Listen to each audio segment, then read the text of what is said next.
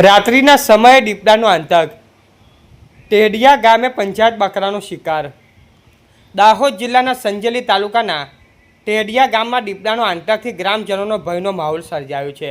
ગામના રહેવાસી દીપસિંહભાઈ શબુરભાઈ રાઠોડના ઘરે શુક્રવાર અને શનિવારની મધરાત્રે આશરે 2:30 વાગ્યે સમયે દીપડાએ ઘૂસીને 5 બકરાનો શિકાર કર્યો હતો।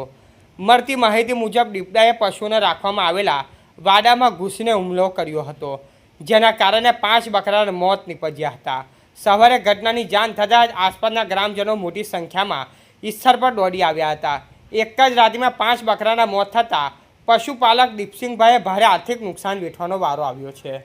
ઘટનાની જાણ થતાં વન વિભાગની ટીમ તાત્કાલિક સ્થળ પર પહોંચી હતી। અધિકારીઓ સ્થળ પરથી મુલાકાત લઈ નુકસાનનું પાંચમું કર્યું હતું, તેમજ દીપડાની હિલચાલ અંગે માહિતી એકત્રિત કરી હતી। ઘટનાને પગલે સમગ્ર વિસ્તારમાં ભય અને ચિંતાનો માહોલ વ્યાપી ગયો છે। ગ્રામજનોએ વન વિભાગની સમક્ષ દીપડાએ પકડવા માટે તાત્કાલિક પાંજરું મૂકવાની માંગ કરી છે। સાથે જ અસરગ્રસ્ત પશુપાલકને યોગ્ય વળતર ચૂકવવાનું આવે અને ગામના દીપડાની વધતી હિલચાલને ધ્યાનમાં રાખીને સુરક્ષા માટે જરૂરી પગલાં ભરવામાં આવે તેવી પણ માંગ ઉઠી છે।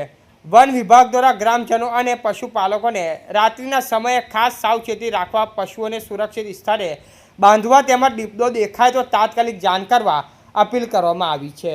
રિપોર્ટર દિલીપભાઈ હરિજન, સંજેલી।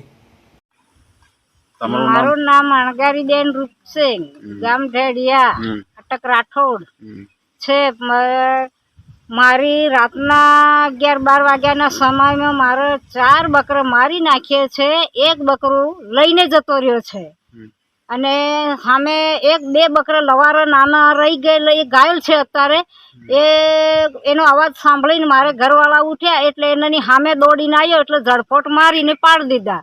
પાડીને નીકળી ગયો। પછી અમે બૂમાબૂમ કરી એટલે મારા 5 બકરા છે તો 5 બકરીઓ જ છે, એટલે ઘાયલ સંગાતે તો 5 થી 6 ને 7 બકરા છે।